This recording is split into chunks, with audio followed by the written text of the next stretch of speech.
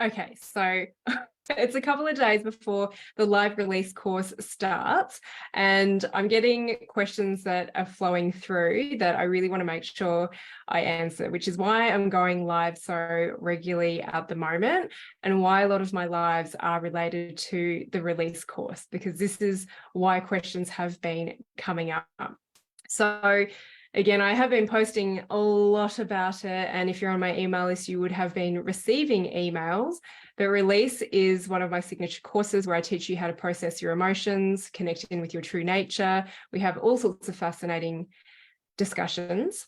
It is a 6-week course. However, you do get access to a course platform that has just got so many incredible lessons on it that have been built over the last handful of years. It's a pretty solid platform. You get 12 months access to that. You do have some course content to work through, but what is amazing about the live version is that you have 6 weeks of 2 hours of group coaching with an amazing bunch of like-minded people. And you really receive the truth of what I see if you are ready to hear it. So it is a scary place for a lot of people to dive into, and I'm just always in awe of the people who say yes and make a decision to move forwards. And I'm totally on board. I'm totally responsive and very supportive along the journey. So this is an interesting question because it has a lot to do with expectations. Maybe there's a little bit about manifestation in here. Let me see. But let me read it out to you so you've got a little bit of context. Okay. So this came up after they listened to the Mind the Gap masterclass, which by the way is only free for another couple of days, and it is going to turn into a paid masterclass. I ran that live a few weeks ago, and I still think it's valuable to get access to it, because when you listen to what I share on that, it's going to land differently for you each time you hear it. Okay, so oh my God, I loved Mind the Gap. Yay. I feel like I'm on the level I need to be to receive your messages. And that's why I say when you listen to it over different periods of time, when you've had different changes and learned different things in your life, you're going to hear the messages differently based on where you're at on your journey. Okay, so I have a question about expectations. One of the messages is to go in with no expectations. How do you manage that? Especially with the release course, we're all doing it to make our lives better, and it's an expensive course. So how do we go into it without expecting anything from it? Do you know what I mean? How do you, as a person who wants things done yesterday, manage expectations with this process and the gaps? And so the gaps they're referring to is on Mind the Gap masterclass, where I talked about being in the gap, in the pain, when it feels like nothing's going right and you wonder if you're ever going to get better. There's so many examples that I talk about. And then the other gap I talked about is the gap in between the pain, which is where I talk about you reflect, you decide to make changes, you make moves, you document the milestones, and you anchor in the celebrations. So I described how you can navigate the different phases or gaps depending on which one you're in, because you will always go through the cycles. So that's Mind the Gap masterclass. And just on the last bit is, how do you as a person manage expectations when you want things done yesterday? Well, I used to be, and to a level, I'm still one of those people. And that comes down to understanding my constitution. There is definitely a particular dosha type that if you're quite dominant in it within your constitution, will want things done last week, 1 year ago, yesterday. So it's good to understand if you're one of those people, and for others to understand that you might behave in a way that pushes a little bit. So I wanted to talk about this part first, because I know that I'm someone that wanted something done yesterday, but as I learned more about myself and I learned more about other people, and I teach this in the form of Ayurvedic doshas on the release course, is I began to understand the gifts that other people had, because there was a point where I thought like it would be better if everyone operated like me. But I now recognize that the world would be an incredibly boring place if everyone was like ourselves. We need that diversity. We need the little triggers that happen in our life to make life interesting. So what I learned, especially I've been in a couple of team environments, is that not everyone is going to work at my pace. And actually, I have to say my experience of running a clinic and a team, and I always will say that they were amazing, is that I learned that not everyone would move at my pace. So I actually had to move a lot slower, and I really had to focus on one thing for a period of time. But that's where I learned to go slow to go fast. It's also when you learn to understand yourself and you learn to understand different personality types, is that they actually have gifts and areas that they're better in than what you are. And so when you can build a relationship and understand how to communicate with these different personality types, different people, you can actually get the best out of them and not actually expect yourself. And I do believe that particularly women and mothers, a lot of people are trying to remove themselves from this conditioning, but the feeling of I've got to do it all.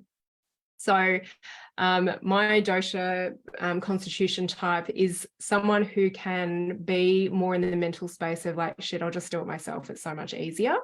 But what I have learned, especially in running business, is that when you create systems, when you can teach someone else who actually likes doing that side of things, is that you can show up and do more of what you're actually really good at and not get bogged down in some of the stuff that you don't like. There's always going to be someone out there that loves doing the work that you don't enjoy. But really, expectations, I'd have to say my biggest lesson around this was when I broke my ankle at the end of 2021, my first broken bone in my body. And it's always a story that I tell with around expectations, is that I learned as an osteopath that bones heal within 6 weeks, sometimes 4 weeks. And so when I went to have a re-x-ray of my ankle at 8 weeks, just for peace of mind, I was told that it was all fine, and yep, it was healed. And because I had access to imaging, having been an osteopath, I went and looked at my x-ray, to be honest, to take a photo of it and celebrate that it had healed. And it was like, that isn't healed. I can see a big fat translucent line through my ankle that looks worse than what it did when I first broke it. So that was probably one of my biggest lessons around expectations. Before, it was a very cognitive, mental understanding of like, don't have expectations. But I then went through over a year of, well, my bone hasn't healed like expected, cue the disappointment. But having done a lot of the emotional work I had done, I feel like I've moved through the disappointment. I didn't push it away, but I moved through it relatively quickly because I was able to process and sit with it, and then actually decipher what is the deeper message that my ankle and this break and this journey has for me. And now I can say, yeah, over 18 months, 19 months to the day today, later, my broken ankle and letting go of expectations has taught me so much in my personal life and in my business. So I did talk about that a little bit on Mind the Gap Masterclass, but I do have like a whole 1 hour episode about my ankle. There is a second episode because I then injured it again. I sprained it and I thought I broke it again 8 months later. But it was that personal experience that showed me another level of depth of letting go of expectations. And earlier on, I said, oh, maybe there's going to be something about manifestation in here, is that I also feel like after running that masterclass, and if some of you have seen, I'm celebrating that we're going to be moving to a new property. Our commercial property that we sold actually settles today. We get the new place in 8 days on Lionsgate Portal, 8th to the 8th. And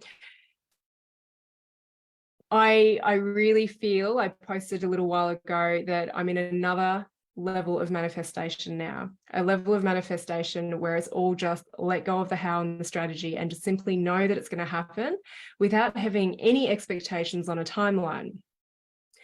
Whereas before, I've been pretty damn good at manifesting stuff in my life, and man, it's taken work for sure, is that there was probably more of a, well, is this really going to work? Is this really worth my time? What if it doesn't? Okay, so I now feel this real pivot from like this last couple of months and everything that's come to fruition from the property transaction, which is so much more than just a transaction, is I now get to experience another level of manifestation.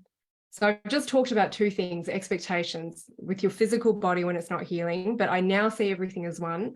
So we can talk about expectations into manifestation as well, but it might be a little bit woo for some of you, but it'll speak to who it needs to speak to.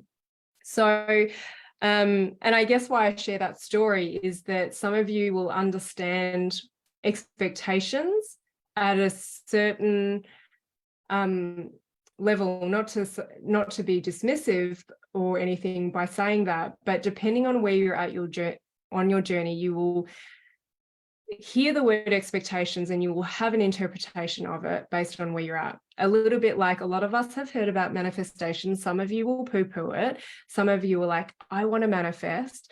Some of you are freaking awesome manifestors.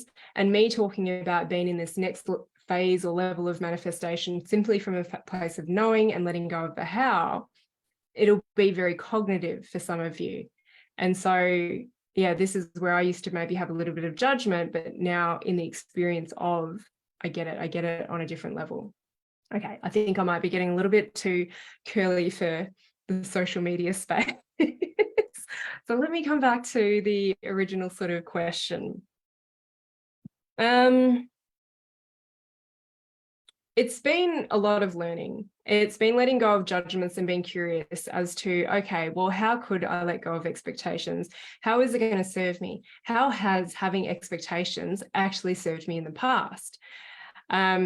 Because a lot of the time, the issue people have with expectations is disappointment. And if I relate this back to having an expectation on what's going to happen after the course, and I think the 5 fears that I've spoken about on my recent social media, they were all related to the course, but they could relate to many things in life, is that when we put so much expectation on ourselves to have a certain result, we close ourselves off to other amazing possibilities. And sometimes in relation to a course, we put so much pressure on ourselves, we become hyper-focused on what we think we need to work on, that we actually paralyze ourselves and start to sabotage. And so then we don't get any results. So it is definitely a thing. And it's not that you don't expect anything from it, but you be open. What I would say, rephrase, is it would be great if you dropped expectations and you be open to the experience, and that it could be so much more than you ever expected. That's often what I'm saying to people, is that when you drop the expectations, and I say this for every one of my courses and my one-to-one work, is that you drop the expectation, because otherwise you're going to close yourself off to other amazing things. And I usually share that through my personal stories. I will share it through stories of clients who let me share that. Is that most people, if you are able to get yourself to a place of being curious and asking, what do you see for me? How is it that I can let go of expectations? And that can be very triggering, because you're asking yourself to decondition yourself from a way of living. Is gosh, I got a little bit wordy with that one, that I lost my train of thought. Is I will tell one-to-one and group people is like, let go of the expectations. And when you are able to do that, you can just be so much more open to other possibilities that you weren't open to. So sorry if I just screwed that sentence up and got caught up in my own words and lost the tangent. But anyway, I think it'll come back as I keep on talking. So this is, especially with a release course, we're all doing it to make our lives better. And it's an expensive course. So how do you go into it without expecting anything from it? So again, I've had several good conversations like this, and how I put my courses out there and how I attract the people that I do is that I'm always going to put the information out there. You've seen, hopefully, that there's this course coming up that's called Release, and it's running for the 6th time round. And I trust that now, because I've been doing this work long enough and I tweak things every round, is that I'm having a better understanding of what is this course. Because to be honest, when it was first put out there and I had so many people come and join it, I had 70 people on the first round. What was really interesting, that there was less tangible information as to what people were going to get and what they were going to get out of it at the end. And now, as I've actually been able to give more words and description to what this course is about, what it entails, what's possible, it actually turns more people off. And I think that's because we come too much from the headspace. So I do actually prefer, and I encourage, and I will always say, is go with your heart, go with your gut, trust your intuition if you feel like you can access it, and go with the feeling that you feel drawn to this work or working with me and my personality. Because I'm clearer and clearer as I do more of this work that there is no quick fix, that there is no pill, there is no certain diet, there is no like one thing. It is life and the way you live it on so many different levels. And this is going to be one aspect. And of course, I believe that the emotional aspect is a huge part to it that can open so much. So the positive thing that I see is that this person's come to the masterclass. They are going to do release and they're like, wow, this stuff is landing. And I do strongly feel like this person has known about my work for a long time. You know, we're in one another's lives and something has told them, right, I'm ready to do it now. And I just don't get caught up in the money story. Yes, I know that, well, I've got some low investment stuff, I've got some higher investment stuff, and I'm very clear that there's a different level of depth that's available on each of these. So there's a lot of thought that goes behind how much do I price my courses at. Some people might balk at it, but I would say don't judge it until you actually come on board. So these groups now are more, definitely more intimate, and depending on how much you show up, depends on how much I can give you input. And this speaks to one of the fears, is that you don't put expectations that you're going to solve all of your life issues in 6 weeks. That can happen for some people and not for others. And people come back and resit because they see value in peeling away at the layers. So look, money energetics, like the comment of this is an expensive course, is that some people think that my stuff that's $55 is expensive or $8 is expensive. They feel like the free stuff, you know, whatever. But I've been in this now for what I feel like is long enough to understand that when people are ready, when they're ready to show up, they will show up and they will find a way. I was having an interesting conversation with a friend today who had some great ideas, which I'm always open to, but I always feel into, am I doing this for other people or am I doing it for myself? I do it first and foremost because it will feel good for me, not because I think it's what the market wants. I have to have good energy in whatever it is I'm delivering. And they were saying to me, well, maybe you could have like something cheaper, like a lower investment for people who just want to dip their toes in. And I said, no, I've been doing it long enough now to see that when people are ready for this work, when it really speaks to them, they will find a way. And until then, they can go and spend their money on other things, and that's absolutely fine. But I've got free stuff. I've got free stuff that goes deep if people want to show up as well. And my thing is, in my human design, I know my profile, there's an element of it that wants to go deep. So I don't want to be superficial and fluff around. I don't want to pussyfoot around with all of this stuff. I want to speak the truth to what I see coming up. And whether you're ready to hear it or not, that's your journey. But yeah, there's something in me that I see for people when I'm reading their body language, when I'm hearing them speak, when I am just overall assessing them and the interaction that we're having, that I have so much more tick over in my brain that reads between the lines of what you're saying. Here's what you're really trying to say and what your body is saying, even though your words may not be reflecting that. So that may be a little bit of a mind bender with me saying that, but anyway, you can rewind and you can re-listen. So my thing is that I don't want to be superficial with people. I don't want to give a little taster. And now, having been in the online space for a few years, which I know is still like baby years, is that I just want to speak with a certain person who is ready to dive in on a deeper level. And admittedly, some people will take the leap before they're ready, but there is lessons in every experience that we have. Okay. And something that I will often say to people, and this is probably more so with my one-to-one coaching, is that I say no to a lot more people. And I will upfront say, don't do it if spending the money is going to stress you out. If money is going to stress you out, you're probably going to feel too paralyzed to actually do anything on the course, and you're going to put too much pressure, too much expectation on yourself. So do it because it feels right. You know you can find a way. And yeah. So I often say that people that come into my courses are not truly in any survival mode. They have their basic needs covered. And this is where I say money energetics is a whole different conversation, but I prefer to have it when I know people have done a level of processing and open to maybe understanding how they can attract more money into their life. Okay. All right. So I think I have answered that. The original question was, and was born out of Mind the Gap, is go in with no expectations. How do you manage that? Earlier on, I used my example of manifestation, which probably came with a level of expectation, but it's this funny nuance where when you expect it too much, you can actually push it away.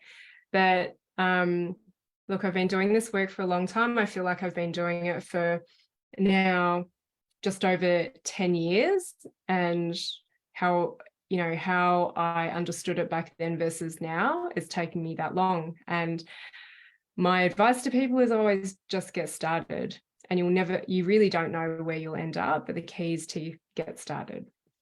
All right. I hope that answer made sense.